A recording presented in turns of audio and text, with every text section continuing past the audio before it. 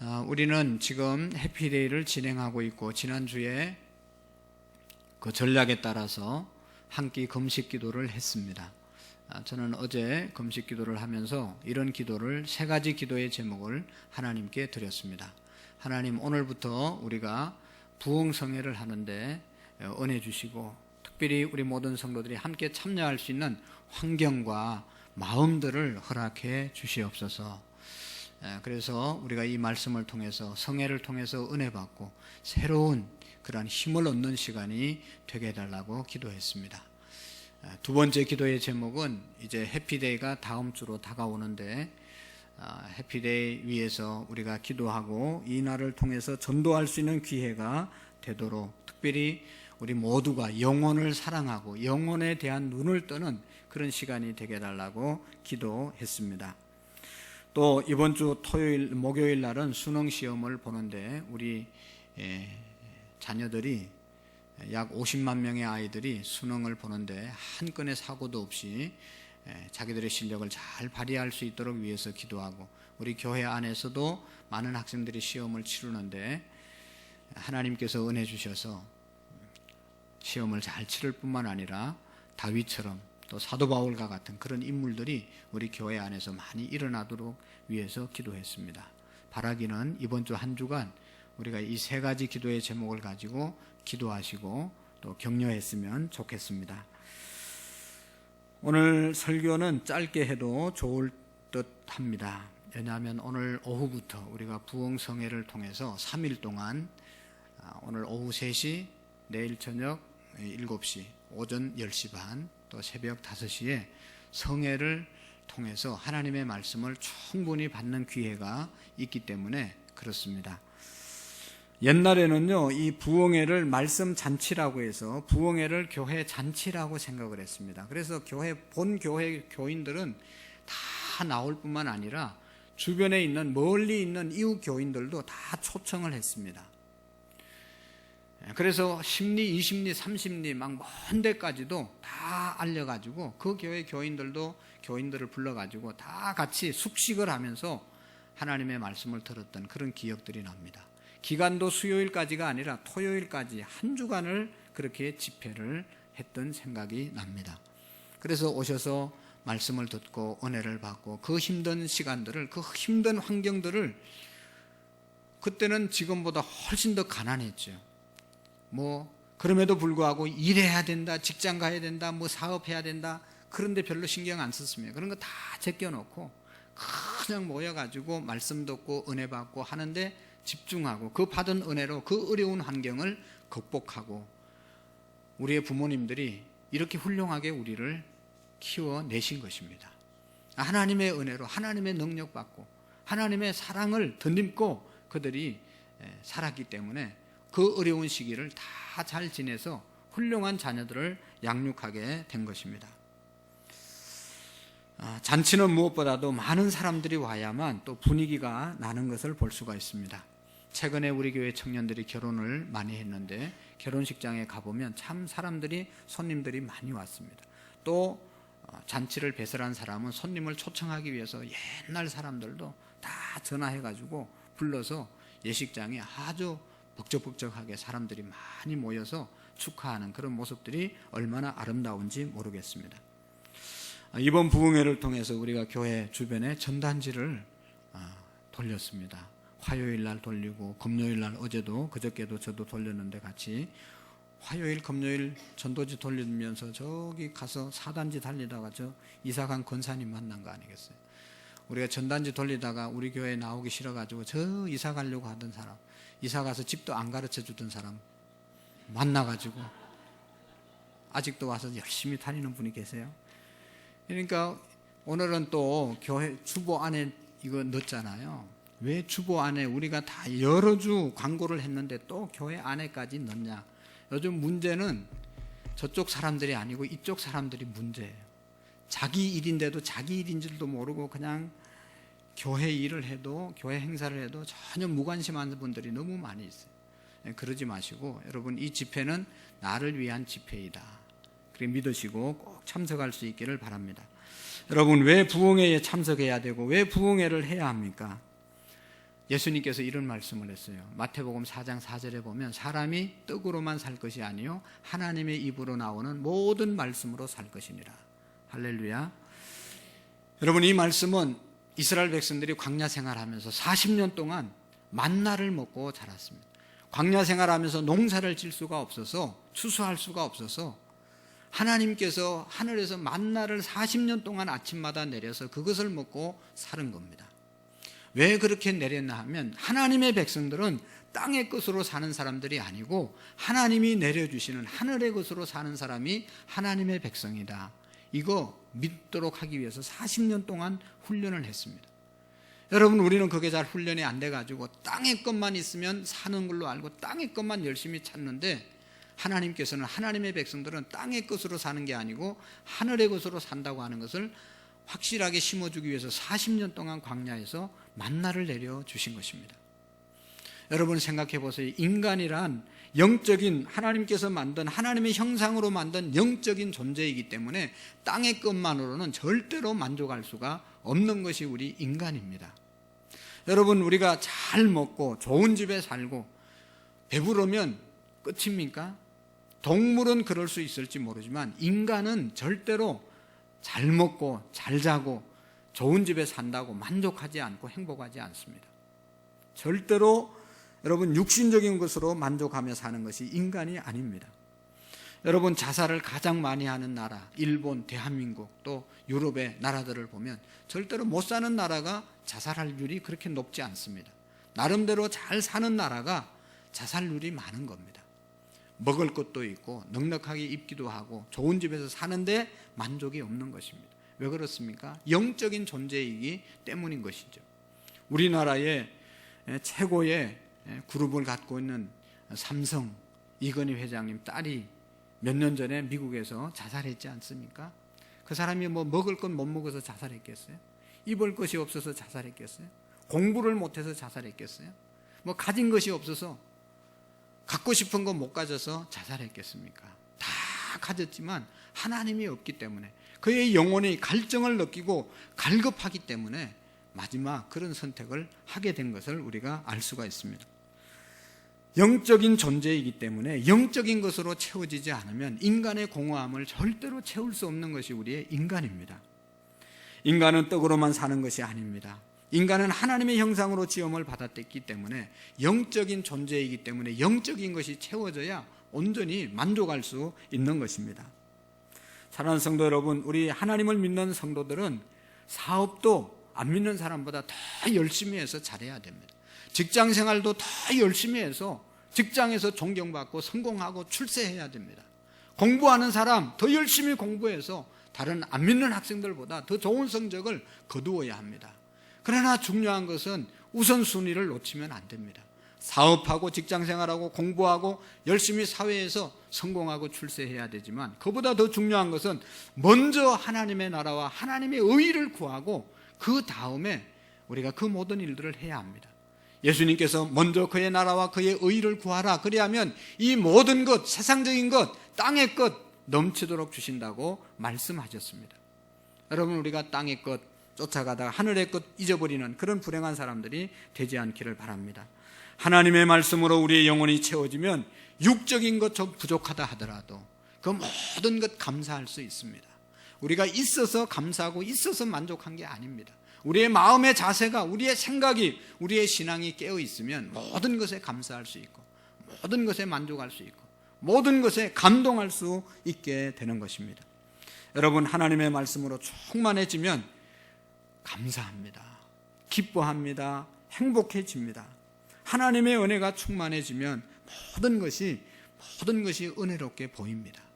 여러분, 하나님의 말씀으로 이번에 첫날, 둘째 날, 셋째 날 이렇게 참석하면서 하나님의 말씀이 우리의 심령 속에 잘 젖어가서 잃었던 하나님의 은혜, 축복들이 회복되는 성회가 될 수 있기를 바랍니다. 그리고 다음 주에는 우리가 해피데이인데요, 우리가 전도하기로 선포하고 지금까지 달려왔습니다. 전도가 내가 하고 싶다고 잘 되는 것도 아니고 하루아침에 되는 것 절대로 아닙니다. 중요한 것은 전도해야 된다는, 왜 해야 되는가에 대한 그런 믿음이 우리에게 있어야 되는 것이죠. 전도는요, 내가 구원받은 하나님의 자녀임이 확신되면 내가 정말로 하나님의 자녀돼서 감사하면, 천국이 믿어지면 천국 가지 못하는, 하나님의 자녀되지 못한 자들을 바라보면서 불쌍한 마음으로 긍휼의 마음을 갖고 대하는 것이 전도입니다. 그래서 그들을 하나님께로 인도하는 것이 전도입니다. 여러분, 바라기는 가능하면 이번 주에 우리가 전도할 수 있는 은혜가 있기를 바라고, 전도가 이번 주에 안 되면 꼭 금년 안에라도 한 사람을 전도하실 뿐만 아니라 정말로 우리의 마음속에 이런 부담감이 늘 있어야 됩니다. 내가 구원받았는데, 내가 누구를 구원해야 되는데, 이것이 나의 사명인데, 이렇게 될 때 하나님께서 기뻐하시고 우리를 축복하시는데 라고 하는 부담감을 가지시고 늘 전도하는 저와 여러분들이 될 수 있기를 축복합니다. 우리는 지금 로마서를 통해서 하나님의 은혜를 나누고 있습니다. 이 로마서를 잘 살펴보면 여러분, 이 로마서 통해서 정말로 훌륭한 그리스도인들이 너무너무 많이 났다는 것을 첫 시간에 말씀을 드렸습니다. 어거스틴, 마틴 루터, 존 칼빈, 기독교의 역사를 시대마다 변화시키고 바로 세운 사람들이 로마서를 제대로 깨닫고 그렇게 새로운 삶을, 큰 일들을 감당했던 것을 볼 수 있습니다. 오늘도 우리가 이 로마서를 제대로 깨달으면 이런 은혜가 있을 줄로 믿습니다. 왜 예수님을 믿는지, 또 어떻게 믿는 것이 제대로 믿는 것인지, 우리는 지금 열심히 믿지만 제대로 안 믿는 경우가 많이 있습니다. 제대로 못 믿는 경우가 너무 많이 있어요. 그래서 이 로마서를 우리가 함께 나누다 보면 예수님을 바로 믿는다는 것은 이것이구나 하는 것을 마틴 루터라든지 존 칼빈이라든지 어거스틴이라든지 이런 사람들이 깨닫고 우리에게 알려주고 있는 것입니다. 여러분, 예수님을 믿으면 예수님을 제대로 믿는 사람의 마음의 상태가 어떨까요? 예수님을 제대로 믿는 사람의 마음의 상태, 그것이 어떨까? 저는 어릴 때부터 예수님을 믿어서 그냥 교회에서부터 이렇게 성장했기 때문에 예수님 안 믿을 때와 예수님 믿고 난 다음에 마음을 잘 몰랐습니다. 그냥 늘 그런 마음인 줄 알고 살았는데, 거듭남을 경험하고 난 다음에, 예수님의 은혜를 잊고 난 다음에 예수님을 믿는 것은 이런 기분이구나, 이런 것이구나 하는 것을 깨닫게 되었습니다. 여러분도 은혜 받지 않을 때 교회 다녔을 때와 은혜 받고 교회 다녔을 때, 은혜를 체험했을 때와 은혜가 없을 때 우리의 마음의 상태가 다르지 않습니까? 예수님을 제대로 믿을 때, 은혜 받았을 때 마음, 심령이 어떠했습니까? 그 마음은 이런 상태라고 오늘 성경 사도 바울은 말씀하고 있습니다. 2절 말씀을 한번 보실까요? 2절 시작. 남편이 있는 여인이 그 남편 생전에는 만일 그 남편이 죽었으면 하나 남편의 법에서 벗어나느니라. 아멘. 정말로 예수님을 제대로 믿으면 어떤 마음의 상태인가 하면, 오늘 사도 바울이 요즘 같으면 어떻게 보면 이렇게 쓰지 않고 재해석해서 써야 될지도 몰라요. 왜냐하면 이때 남편은, 여기 이제 그런 거 아니겠어요? 남편이 있었는데 그 남편이 정말로 힘들게 한 아내가 어떻게 되는 거예요? 남편이 있었는데 말이죠. 이 남편이 너무 매정하고 막 엄격하고 막 부인을 힘들게 하는 남편이 있었어요. 그러다가 그 남편이 죽었잖아요. 그래서 이제는 새로운 따뜻하고 다정하고 친절하고 사랑 많고 잘 섬겨주는 남편을 만났어요. 할렐루야. 그 기분이 예수 믿는 마음이라는 거예요. 요즘은 남편이 아내 눈치 보고 사는 세상이지만, 옛날에는, 이때는요, 남편이 법이었어요. 남편이 법이야. 필요 없어 법이. 그냥 이렇게 하라면 그게 법이 되고 저렇게 하면 저게 법이 되었어요. 옛날에 그랬어요. 옛날에 그런 남편 밑에 살다가 그 인간이 죽었단 말이죠. 그러니까 얼마나 좋겠어요. 좋았는지 모르지만 하여튼 다른 남편에게 가가지고 호강을 하면서 사는 그 마음이 예수님을 남편으로 모시고 사는 사람의 마음이라는 것입니다. 여러분, 우리 남자들도 생각해 볼 수가 있어요. 내가 여자가 돼가지고 정말로 힘들게 하는 남편하고 살다가 그 인간이 죽었네. 그러면 이제 다시 재혼을 해가지고 너무 좋은 사람 만나서 사는 그 마음, 그 상태가 바로 예수님을 신랑으로 모시고 사는, 율법에 대해서 죽은 사람이 누군가 하면 율법이에요. 율법주의 신앙이 죽고 예수님을 영접하고 예수님과 재혼해서 사는 사람들이 예수 믿는 사람들이라는 것입니다. 1절을 보면 그런 말씀이 있잖아요. 1절, 형제들아 내가 법을 아는 자들에게 말하노니 너희는 그 법이 사람이 살 동안만 그를 주관하는 줄을 알지 못하느냐. 믿습니까? 여러분, 법이라는 것은 그 사람이 살아있을 때만 해당되는 것이지 사람이 죽으면 법이 더 이상 힘을 못 쓰는 거 아니겠어요? 여러분, 이 고소를 당해가지고 이렇게 피고인이 돼서 이렇게 조사받으러 다니다가 그 사람이 그냥 죽어버렸어요. 자살해버렸어요. 우리나라 그런 사람들 많이 있었잖아요. 여럿 있었잖아요. 뭐 왔다 갔다 검찰에 끌려다니다가 그냥 자살해버리면 어떻게 돼요? 더 이상 검찰 수사 종료입니다. 공소 기각이 되는 거예요. 용어가 맞는지 모르겠는데 하여튼 끝나는 겁니다. 죽은 사람을 더 이상 조사할 게 없고 뭐 조사해봐도 벌을 줄 수가 없으니까 끝나는 겁니다. 여러분, 그래서 남편이 살아있을 때 아무리 힘들게 하고 매정하고 못된 남편이라도 그때 다른 남자에게 가면 이거는 여기 4절에 3절에 없느라, 남자에게 가면 없느라. 그러나 만일 남편이 죽으면 그 법에서 자유롭게 되나니 다른 남자에게 갈지라도 엄려가 되지 아니하느니라 말씀하고 있습니다. 더 이상 죄를 묻지 않는다는 것이죠. 사도 바울 선생님께서 예수님 만난 사람의 마음은 나쁜 남편과 함께 살던 여인이 그 남편이 죽고 사랑 많은 새 남편과 재혼해서 사는 심정, 이것이 바로 예수님을 제대로 믿는 마음의 상태입니다. 여기서 여러분, 매정하고 엄격하고 두려운 남편은 율법을 비유하는 것입니다. 우리가 하나님을 믿어도 전에 말씀드렸죠. 율법주의 신앙이 있고 복음적인 신앙이 있습니다. 율법적인 신앙은 뭐라고 그랬어요? 율법의 잣대를 가지고 이렇게 안 하면 벌 받을 것 같고, 이렇게 안 살면 지옥 갈 것 같고, 이렇게 안 살면 저주받을 것 같아서 날마다 그렇게 살아가는 겁니다. 그러나 복음적인 신앙은 예수님이 나의 신랑 되시고 예수님이 나에게 모든 축복을 주셨기 때문에 감사한 마음으로 그냥 사는 겁니다. 율법 생각 안 해도 이거 지켜야 되냐 말아야 되냐 그런 잣대가 없어도 하나님 사랑하고 예수님 사랑하고 말씀 사랑하면 이쪽에 있는 율법은 다 지키면서 살아가게 되는 삶, 이것이 바로 복음적인 삶인 것입니다. 율법주의 신앙으로 예수님을 믿으면 예수 믿는 것이 짐처럼 여겨지고 늘 내가 잘하고 있는지 못하고 있는지 항상 불안한 가운데 살아갑니다. 율법은 인격적인 존재가 아닙니다. 법은 매정한 것 아니겠어요, 여러분? 율법은 우리에게 하나님이 어떤 것을 원하고 어떤 것을 미워하시는지를 알려주는 것뿐입니다. 죄를 지적해 줄 뿐입니다. 우리가 죄를 지었을 때 우리를 품어주시지 않고 죄를 짓지 않게 해주시지도 않고 오직 너는 이런 죄를 지었으니까 죄인이야 라고 지적해주고 죄를 드러나게 할 뿐임이 바로 율법인 것입니다. 항상 우리를 죄책감으로 몰아가는 것이 율법입니다. 율법에 의해서 하나님을 믿으면 기쁨이 있을 수가 없죠.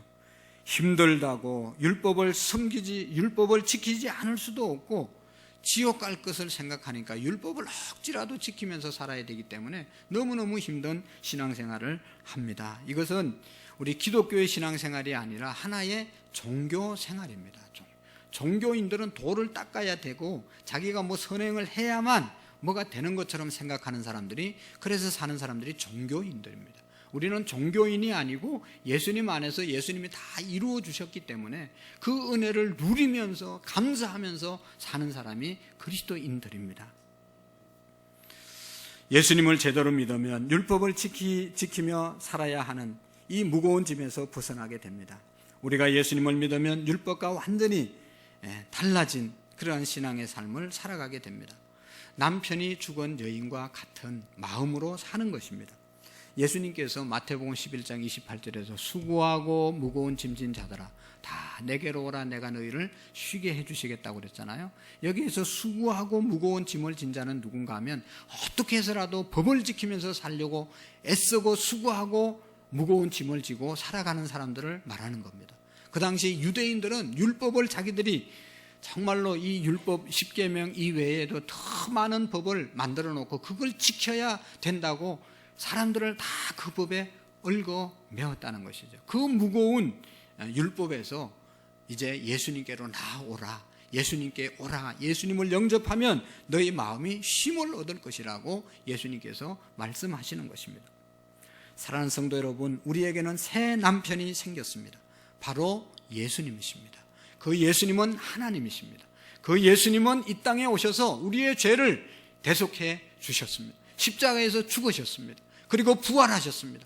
그리고 그 사실을 믿는 자에게 부활, 영생의 소망을 주신 분이 우리 예수님이십니다. 그 예수님이 부활하셔서 지금도 우리와 함께 하시고 우리를 인도해 주시고 우리를 축복해 주시는 분이 예수님이십니다. 믿습니까? 그 남편이 바로 예수님이십니다. 그래서 4절의 말씀에 보시면 그러므로 내 형제들아 너희도 그리스도의 몸으로 말미암아 율법에 대하여 죽임을 당하였으니 이제는 우리의 몸이 율법으로 죽임을 당하였습니다. 이는 다른 이 곧 죽은 자 가운데서 살아나신 이에게 가서 우리가 하나님을 위하여 의의 열매를 맺게 하려 함이라.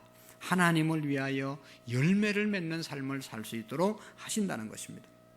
그런 거로 우리는 더 이상 율법에 매여 살지 않는다고 해서 아무렇게나 살아도 된다는 말이 절대로 아닙니다.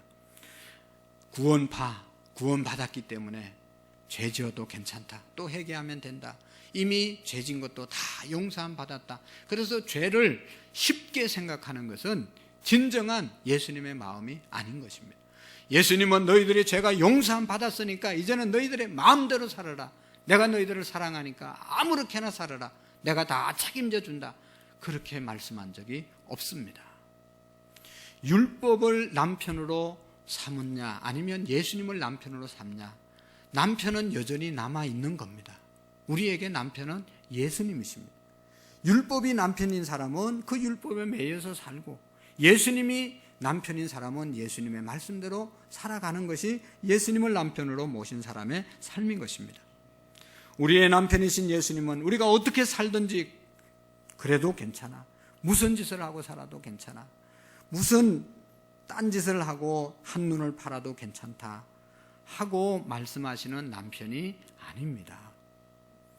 여러분, 어떤 여인이 남편 몰래 실수로 불륜을 저질렀습니다. 그래서 마음이 너무 아픈 거예요.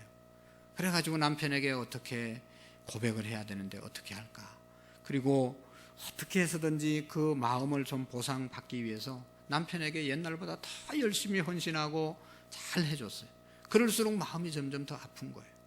그리고 가정을 위해서도 더 헌신해요. 왜냐하면 자기의 잘못한 게 있으니까 조금이라도 그걸 좀 어떻게 좀 많이 해보려고 막 죽자 사자 가정에 헌신했는데, 그러면 그럴수록 더 마음이 아픈 거예요.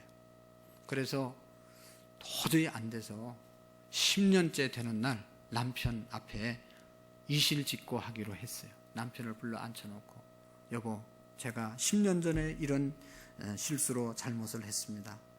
남편 용서해 주십시오 하고 남편에게 말했습니다. 그러니까 남편이 뭐라고 한 줄 아세요? 그래, 내가 용서해 줄게. 끝이에요. 이 여인이 어떻게 했다고? 열받았어요. 아니, 어떻게 그렇게 용서할 수가 있어? 그리고 짐 싸가서 난 당신하고 이혼해야 되겠다고 그러면서 나갔다는 이 얘기예요. 그래서 나가는 아내를 붙잡고 당신 왜 나갔냐? 내가 다 용서해 줬는데. 그러니까 이 아내가 하는 얘기가 당신의 용서가 구역질 나요. 그런 값싼 용서는 필요 없어요. 그러면서 집을 나갔다는 거 아니겠어요? 이것은 프랑스 철학자 가브리엘 마르셀이라고 하는 사람이 만들어낸 단편 이야기입니다. 여러분, 우리가 정말로 용서받은 사람은, 우리가 용서받은 이 용서는 값싼 용서가 아니잖아요. 예수님이 십자가에서, 여러분, 우리가 가시 하나 찔려도 얼마나 아픈데 저 십자가에서 철저하게 머리에 가시관 쓰시고 양손 양발에 대못 박히시며 옆구리에 창으로 찔려서 물과 피를 다 흘려서 우리를 구원해 주신 것 아니겠어요? 용서해 주신 것 아니겠어요? 근데 우리가 어떻게 함부로 살 수가 있겠습니까? 사랑하는 성도 여러분, 우리가 예수님을 믿고 달라진 것은 우리의 마음인 것입니다. 사도 바울 선생님은 이것을 성령이 주시는 새 정신이라고 오늘 말씀하고 있습니다. 6절의 말씀해 보십시오. 이제는 우리가 얽매였던 것에 대하여 죽었으므로 율법에서 벗어났으니 이러므로 우리가 새 영의 새로운 것으로 섬길 것이요 우리의 영의 새로운 것으로 섬길 것이요, 이게 성령으로 섬긴다는 말입니다. 율법의 조문에 묵은 것으로 아니할지니라. 할렐루야. 우리가 이전에는 율법을 지키면 이제 두렵고 늘 무거운 짐으로 율법을 지키면서 살아왔습니다. 그러나 진짜 예수님을 믿으면 짐으로 여기는 것이 아니라 성령 안에서 성령님이 우리에게 오셔서 새 정신을 주셔서 새로운 마음으로 섬겨 나갈 수 있다는 것입니다. 전에는 두려워하면서 억지로 율법을 섬겼는데 지금은 예수님이 주님이신 것과 예수님이 늘 함께 하시는 임마누엘의 하나님을 믿으면서 그 말씀으로 살면서 평안과 기쁨과 감사함으로 하나님을 섬기는 삶이 바로 진정한 그리스도인의 삶이라는 것입니다. 사랑하는 성도 여러분, 우리가 매주마다 오늘 아침에도 이렇게 와서 예배하는 이 마음의 상태가 어떤 마음입니까? 우리가 예배를 드리면서 복 받기 위해서 예배를 드리고, 예배 안 드리면 하나님이 복을 안 주실 것 같고, 예배 안 드리면 어딘지 찝찝하고 사고 날 것 같아서 주일날 예배 드리고 가야 되겠다, 그런 마음으로 오십니까?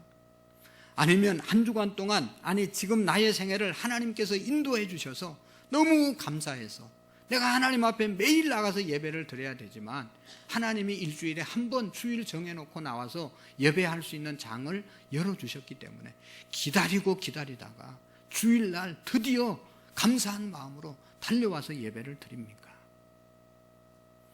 예수님을 남편으로 모시고 예수님을 사랑하는 사람은 후자이지 않겠습니까?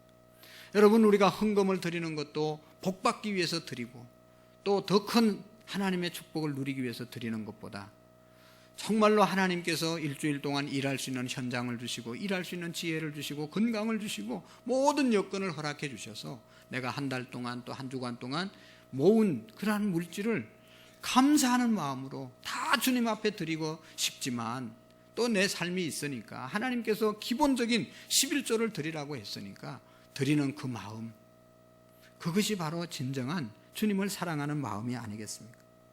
우리가 전도하는 것도 내가 구원받았으니 또 다른 사람 예수님 믿고 구원받고 감사함으로 행복하게 살으라고 전도하는 마음, 그 마음을 하나님이 받으시지 않겠습니까?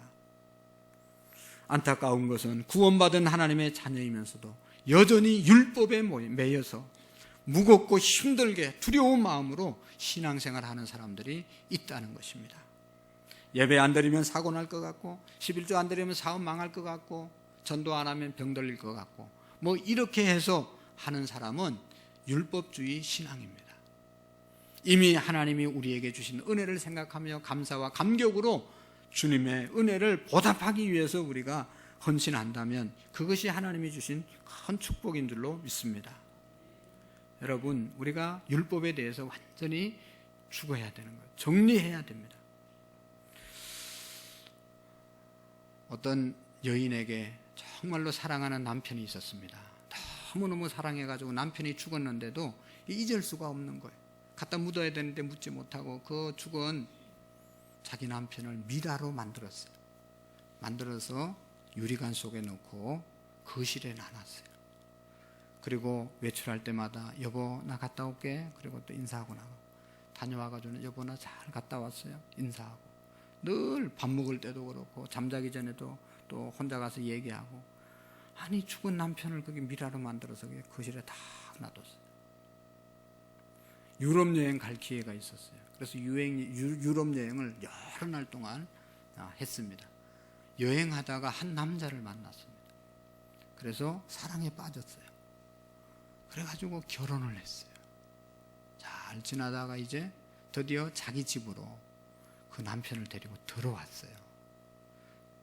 새로운 남편이 들어오다가 거실에서 옛날 남편 앉아있는 거 보고 그냥 기절을 했다는 거 아니겠어요? 미라를 보고. 안 그러겠어요, 여러분? 또 새롭게 결혼을 했는데 옛날 남자가 그냥 미라로 앉아있으면 얼마나 놀라겠어요. 당장에 갖다 끌어 묻었다는 거 아니겠어요? 죽은 남편은 갖다 묻어야 되는 거예요. 죽은 율법은 우리가 다시는 가까이 해서는 안 되는 겁니다. 극단적인 예지만 우리의 마음에 새겨야 될 말씀입니다. 이처럼 많은 그리스도인들이 예수님과 결혼하고도 여전히 죽은 옛 남편, 율법의 지배 아래 살고 있는 분들이 얼마나 많은지 모릅니다. 상상해보세요. 얼마나 흉측하겠어요. 아무리 옛날에 사랑했던 남편이라도 죽었는데, 미라가 되어 있는데 얼마나 흉측하겠어요. 우리가 신앙생활하는 모습이 그렇지 않습니까? 무거운 책임으로 벌받을까봐 두려워서 의무감으로 신앙생활하고 있지는 않습니까? 예수님이 우리에게 허락한 구원, 은총, 감사, 감격으로 신앙생활할 수 있기를 축복합니다. 우리는 열심히 사역하고 있지만 의무감으로 하지 않습니까? 체면 때문에 하지 않습니까? 아니면 직분 때문에 힘들어도 감당하고 있지 않습니까? 오늘 우리 모두가 성령의 충만함을 받아서 성령님이 주시는 힘과 인도함으로 감당할 수 있기를 축복합니다. 사랑하는 성도 여러분, 우리는 성령이 주시는 새 정신을 가져야 율법주의에서 벗어날 수 있습니다. 성령 충만함을 받아야 합니다. 성령 충만함을 받는다는 것은 뭐예요?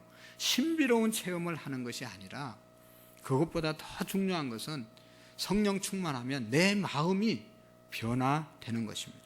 내 마음이 바뀌어지는 은혜가 있고 새로운 정신이 생겨나는 것이 성령 충만함입니다.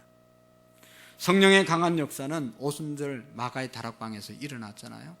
그때 모든 사람들이 성령의 충만함을 받고 방언을 말하고 나가서 하나님의 말씀을 전거하게 되었습니다.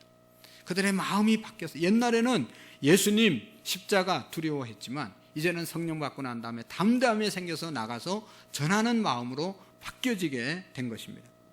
성령 강림 사건 이후에 제자들은 죽음도 두려워하지 않았습니다.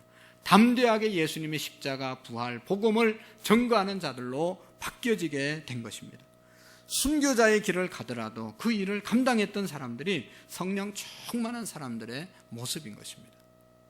여러분, 사도행전 2장 44절에서 47절의 말씀에 보면 그 당시에 예수 믿는 사람들의 모습을 이렇게 기록하고 있습니다. 믿는 사람들이 다 함께 있어 모든 물건을 서로 통용하고 또 재산과 소유를 팔아 각 사람에게 필요를 따라 나누어 주고 날마다 마음을 같이하여 성전에 모이고 집에서 떡을 떼며 기쁨과 순전한 마음으로 음식을 먹고 하나님을 찬미하며 온 백성들이 칭송을 받으니 주께서 구원받는 사람을 날마다 더하게 하시니라. 할렐루야.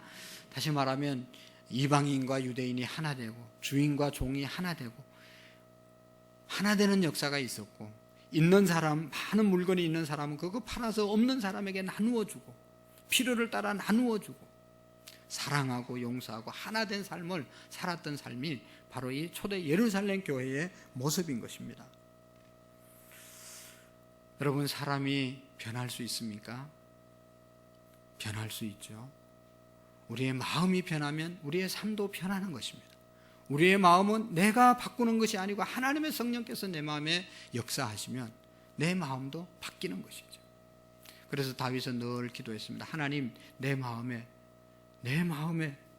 정한 마음을 창조하시고 내 영혼을 새롭게 해주십시오. 이것이 다윗의 기도였습니다. 하나님이여 내 속에 정한 마음을 창조하시고 내 안에 정직한 영을 새롭게 하옵소서. 하나님, 내 마음을 새롭게 해주시옵소서. 성령님, 나를 인도해 달라고 기도했던 분이 다윗입니다. 지금도 하나님은 예수 그리스도 안에 있는 모든 성도들에게 이런 일을 행하시기를 원하십니다. 너희는 이 세대를 본받지 말고 마음을 새롭게 함으로 하나님이 기뻐하시고 온전한 뜻이 무엇인지 분별하도록 하라고 말씀하고 있습니다. 마음을 새롭게 하면 이 시대에서 우리가 어떻게 살아야 될 것인지를 깨닫게 된다는 것이죠. 사랑하는 성도 여러분, 이 시간에도 성령님께서 우리의 마음속에 역사하셔서 새로워지는 우리의 마음이 되어질 수 있기를 바랍니다. 여러분, 새로운 은혜를 우리가 날마다 경험할 수 있기를 축복합니다. 무엇보다도 이번 성회를 통해서 하나님 말씀이 충분히 임하면 우리가 성령으로 충만하게 되고 우리의 마음이 말씀으로 변화되어서 우리의 삶이 변화되는 역사가 일어나게 될 줄로 믿습니다. 저는 우리 교회가 정말로 이 땅의 많은 교회 중에 한 교회가 되기를 원하지 않습니다. 사람들만 모였다가 흩어지는 그런 교회에, 많은 사람들이 모였다 흩어지는 그런 교회를 한 번도 생각해 본 적이 없습니다. 그런 교회는 별 의미가 없어요. 사람만 모였다 흩어지면 무슨 의미가 있겠어요, 여러분? 복잡하기만 하지, 분주하기만 하지. 정말로 오늘 우리 성가대 찬양했던 것처럼 부탁합니다. 우리 교회 첫 번째 가치는 사랑입니다. 사랑. 이건 예수님의 가치입니다. 하나님이 우리를 사랑하셨고 예수님이 우리를 사랑하셨고, 그래서 우리가 여기에서 모여서 하나님의 사랑, 예수님의 사랑 나누고 하나님 사랑하고 성도들 사랑해야 되는 것입니다. 영혼을 사랑하는 교회가 되셔야 합니다. 영혼에 대해서 눈을 떠야 합니다. 예수님이 그것 때문에 이 땅에 오셨기 때문입니다. 나 혼자 예수님 잘 믿고 우리 가족 잘 먹고 잘 살다 천당 가는 것 의미 없습니다. 하나님께서 우리 가족 구원해 주셨으면 다른 사람 가족 구원해야 되고, 나 구원해 주셨으면 다른 사람 영혼 구원해 주셔야 합니다. 그리고 세 번째로는 헌신하는 겁니다. 나만 잘 먹고 잘 살아서 되는 것이 아닙니다. 하나님이 내게 주신 축복 가지고 다른 사람에게 나누어서 그 축복을 함께하는 그런 섬김, 헌신, 그것이 우리에게 있어야 될 줄로 믿습니다. 감사한 것은 우리 교회가 정말로 우리 사랑하는 성도들이 늘 그렇게 기도하고 그렇게 신앙생활해서 큰 어려움 없이 지금까지 왔습니다. 앞으로도 여러분, 이것이 하나님의 뜻이고 이것이 하나님께서 우리를 원하시는 마음인 것입니다. 사랑과 영혼 사랑과 헌신으로 우리가 주님을 잘 섬기는 그런 성령의 인도하심이 우리에게 있는 은혜가 있기를 축복합니다. 기도하시겠습니다. 좋으신 하나님 아버지, 참으로 감사합니다. 영원히 죽을 수밖에 없는 저희들, 정말로 십자가에서 철저하게 고통당하시고 우리를 구원해 주셨습니다. 이 구원의 온총이 값싼 것이 아님을 기억하고 감사함으로 섬겨나가는 우리의 믿음이 되게 해 주옵소서. 성령의 인도함을 따르는 우리 모두가 될 수 있도록 도와 주옵소서. 예수님의 이름으로 기도하옵나이다. 아멘.